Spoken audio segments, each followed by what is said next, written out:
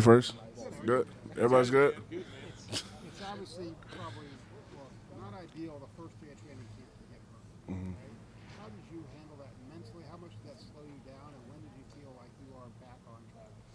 Well, I feel like we definitely have people in this facility to help you through stuff like that, because it comes with the game, but at the same time you don't expect it to be that early. But there are people in the facility that help me, such as all the trainers, Sean Barnhouse, Tyler Deem, Stewart, everybody that helped me get back to come be able to play this season. When did you feel healthy? I felt healthy the Texas game to come back and play and help my team as much as I can. I just had to keep working to get better and better. Eddrick, I'm not sure what you've gone through this season, but to be back on the field in a starting role last week, how good did that feel for you? It felt good, but I felt as though we had one down last week, so I was gonna step into that role and just do my best that I can with what I've been taught for the week. What do you think it is that's maybe clicked for you as the season's gone along that's allowed you to play better and better as the year's gone on? I say extra work after practice. Just on the things that I need to work on.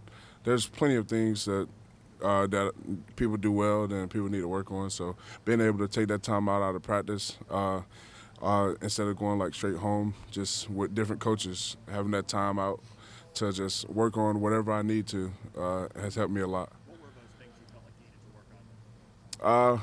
It's just like nothing specific. It's just like things that me and Coach Patricia and Coach Jay seen that I need to work on.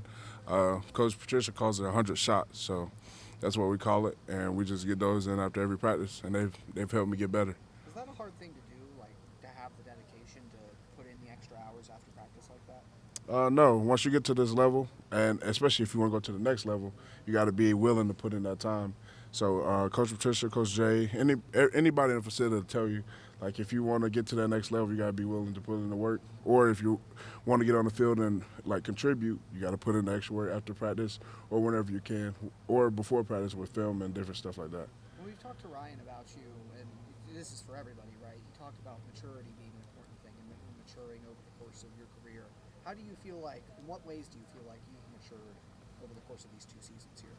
Definitely making that jump, especially from defensive end or D tackle last year, and just being able to just take on that role, listen to the coaches, because that comes with a lot. That's a different animal inside. So being able to listen to the coaches and they be able to help me out with whatever I need really helped me through this process. Speak on that animal. What is the different animal you have You gotta to channel, so to speak? Yeah, you gotta think like defensive end. A lot of stuff is a lot different because in our scheme, our defensive end do a lot of different things than D tackles, and also like the play. Like I said last time, there's like that's 600 pounds that you gotta deal with most of the times on double teams and stuff like that that you might not have to deal with at DN. But So what animal are you thinking about when you're playing? Coach Jay got in his room for us to think like King Kong mentality. That's our main thing.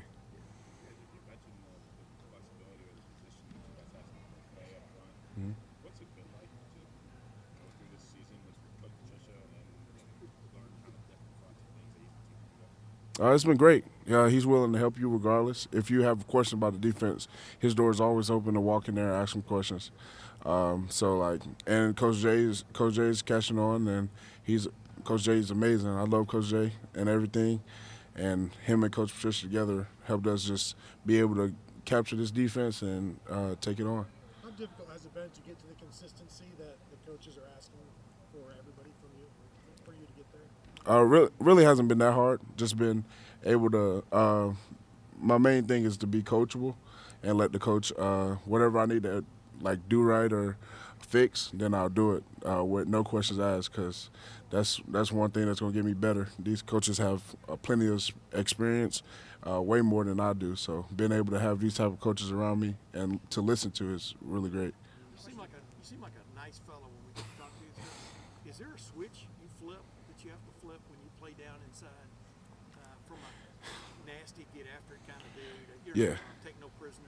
So we got this thing Coach Day calls the red line. So like everything from here on that's football. So you got to flip that switch. You got to be a different dog out there, because like he always says, the game doesn't care about your feelings. So you got to kind of turn that switch and just you got to go.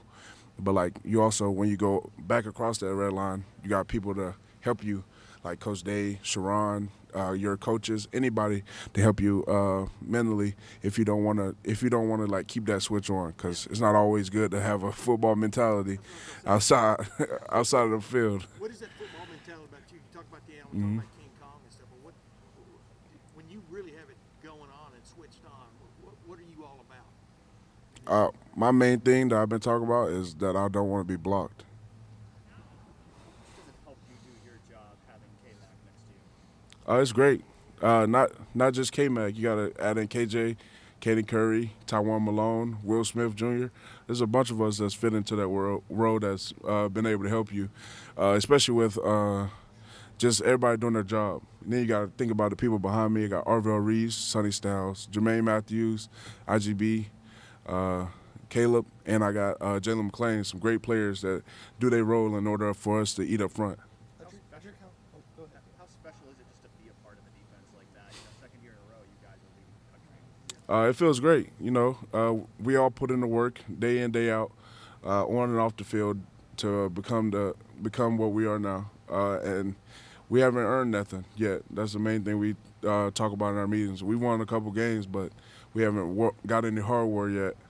And we just want to keep working each and every day to do our best and do our best for this team. Eddrick, it looked like last year Ty and Tyleek played their best in November, December, and January. How much did you guys learn from them in the midweek aspect of like how to make sure that you guys are well rested, but also playing really well and making sure that you're playing your best late in the season when you've played 15 games already? I got you. Tyleek and Ty were very open to their routine. Especially me coming in as a young guy and playing a little bit, I really wanted to know like what's the different steps in order to become great, because they're amazing players. Tyleek first round and Ty Hamilton's doing his thing. So I just wanted to know what do they do, like what changed in their routine and different stuff like that, because once you get this wear and tear in your body after all these games, you want to know what to do to make your body like feel ready to play. I feel like you guys have done a good job of that this year and making sure that you guys are ready for the next 6 or 7 games if you guys get that far. Yeah, most definitely, especially with the help of Coach Mick. He's going to be on us about recovery and making sure that we get our lift in too. So we have individual strength coaches. D-line's Coach Kenny Parker, which is great. He helps us keep our routine, make sure we stay on it. He'll text you, call you, and make sure that you stay on that routine. So I appreciate him and just keeping us going. Forgive me if you've been asked this already, but just how do you prepare for a quarterback like Nico with UCLA? Just his running game, and do you feel like you got the line is faced the quarterback like him already? Yeah, Nico's I don't like to compare him to the Washington quarterback, because Nico and him has two different strengths and weaknesses. But you also got to think Nico's a great player. He takes hits, but he'll get back up and do his thing. So we just got to be aware of his feet, him on the ground and in the air, because he can hurt you both ways. So just being able to, can't really give out the game plan, but just being able to contain him is what we'll do. Does it help that y'all played him before? Does it help you've seen him before? It does, but that was a year ago almost, and he's had an off season just like we did to get better and better. So we can't base him off where he was at Tennessee. We got to watch the film and collect data on him right now. All right, Eddrick, thank you. Yes, sir.